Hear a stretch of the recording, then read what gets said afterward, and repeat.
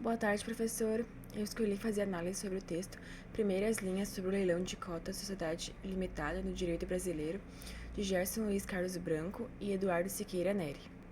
Bom, o artigo Primeiras linhas sobre o leilão de cotas Sociedade Limitada no Direito Brasileiro analisa a possibilidade de leiloar cotas sociais de sociedade limitada em execuções judiciais contra sócios devedores.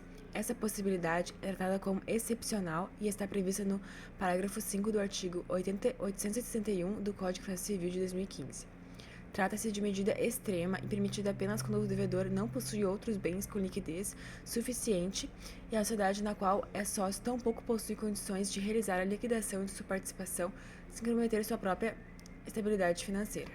A discussão do artigo parte do reconhecimento de que o leilão de cotas afeta não apenas o patrimônio do devedor, mas também a esfera jurídica de terceiros, especialmente os demais sócios, a própria sociedade e seus credores. Por isso, o legislador instituiu uma série de condições e salvaguardas antes de permitir a expropriação via leilão.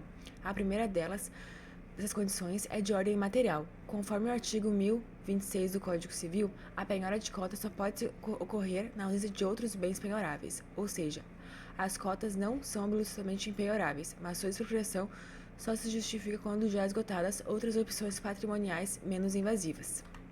Do ponto de vista procedimental, o Código Civil estabelece um escalonamento de medidas. Antes do leilão, as cotas devem ser oferecidas preferencialmente aos demais sócios, observando cláusulas legais e contratuais de preferência. Caso estes não tenham interesse ou capacidade para adquiri-la, a sociedade pode, utilizando reservas de lucros, comprá-las e mantê-las em tesouraria. Essa solução evita a entrada de terceiros no quadro societário e preserva a continuidade da empresa.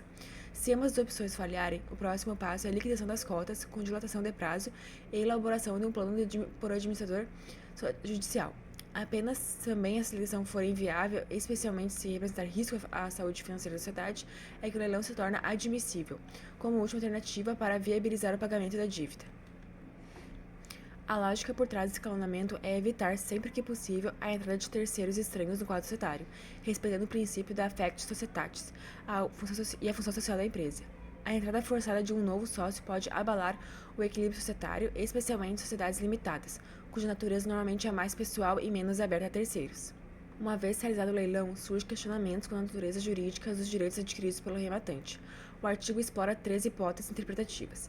A primeira seria considerar que o rematante não adquire titularidade plena das cotas, mas apenas o direito à sua liquidação, ideia que os autores rejeitam por ser contraditória com o fundamento da medida, já que a liquidação da cota foi considerada inviável antes do leilão. A segunda hipótese seria a criação de uma espécie de cota preferencial, com limitação de direitos políticos, que essa possibilidade também é considerada inadequada por não possuir respaldo legal nem parâmetros objetivos suficientes para evitar litígios e insegurança jurídica. A terceira hipótese, preferida pelos autores, é de que o rematante adquire plenamente o status sócio, inclusive com participação política, sendo incorporado à sociedade nos mesmos termos que qualquer outro sócio. Isso justificaria pela omissão dos sócios e da sociedade existir alternativas legais que teriam impedido a entrada desse terceiro. Por fim, o artigo discute a posição processual da sociedade e dos demais sócios no procedimento executivo. Embora não sejam partes da execução, eles são juridicamente afetados por ela, o que lhes confere legitimidade para intervir como terceiros interessados. Isso lhes permite impugnar atos processuais relevantes, como a própria penhora de cotas, a avaliação dos bens, a condução do leilão ou desrespeito ao direito de preferência. Além disso, a sociedade pode ajuizar embargos de terceiro quando a penhora comprometer bens que, embora formalmente ligados ao sócio, afetem a integridade e a funcionalidade da empresa. A jurisprudência do STJ tradicionalmente restringe a intervenção de terceiros em execuções, mas o caso das cotas exige uma exceção, dada a complexidade e os interesses em jogo. Então essa foi a minha análise. Obrigada pela atenção.